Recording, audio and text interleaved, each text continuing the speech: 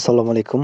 আজকে আমি সংযুক্ত হয়েছি বখতিয়ার ফকির বাড়ি এলাকার পশ্চিম পাশে নাসিটিলা কবরস্থানে জিয়ারত করার সময় যে আমরা প্রথম মোড়টি অতিক্রম করি, এই মোড়ের হচ্ছে ঢালু স্থানটি, অর্থাৎ এই জায়গাটি এখানে নিচু থাকার কারণে গাড়ির অথবা মানুষের যাতায়াতের কিছুটা ভোগান্তি হয়।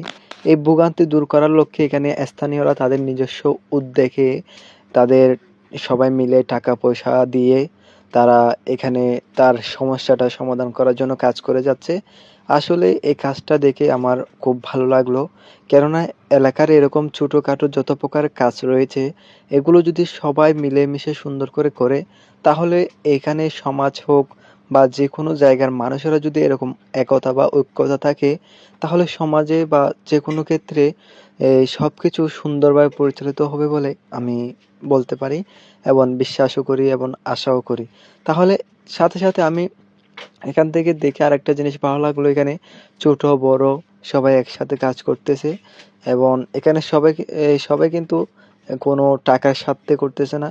এখানে সবাই শুধু এলাকার উপকারের জন্য, এখানে যাতায়াতের সুবিধার জন্য, অর্থাৎ সকলের ভোগান্তি দূর হওয়ার জন্য কিন্তু সবাই কাজ করে যাচ্ছে।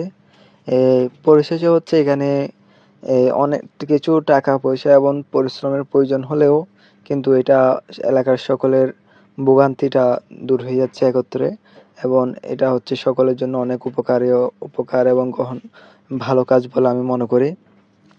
তো আমার এইরকম এলাকার বিভিন্ন বিষয়ে উন্নয়নমূলক সংস্কার এবং এলাকার যত আপডেট ভিডিও আছে, আপনারা যদি এরকম এগুলো নিত্য নতুন দেখতে চান বা পেতে চান, তাহলে আমার ফেসবুক পেজ এবং ইউটিউব চ্যানেলটি অবশ্যই সাবস্ক্রাইব করবেন। এবং ফেসবুকের মধ্যে বখতিয়ার ফকির বাড়ি সামাজিক বার্তা নামে একটি গ্রুপ আছে, ওইটার মধ্যে জয়েন হয়ে যাবেন। এবং এই রমজান মাসের মধ্যে আমার এই গ্রুপটাতে 500 মেম্বারের টার্গেট পূর্ণ করার জন্য সবাইকে ইনভাইট করে সংযুক্ত থাকবেন। ধন্যবাদ।